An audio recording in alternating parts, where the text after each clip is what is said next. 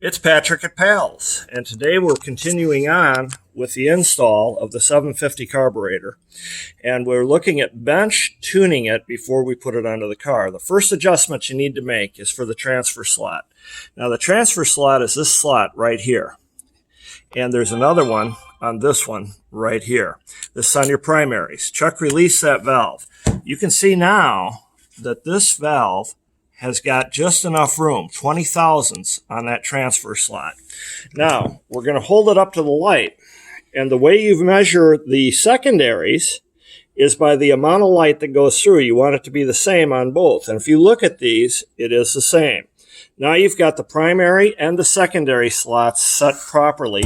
The butterflies are set properly. Anytime you make an idle adjustment, you need to adjust not only the primary, but the secondary. So you adjust the primary with your idle screw, which is right over here. The secondary is done with this little guy underneath here.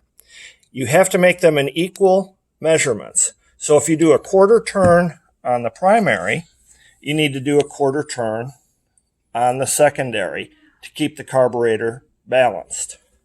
If you've got a carburetor, bring it to Pals. See you soon.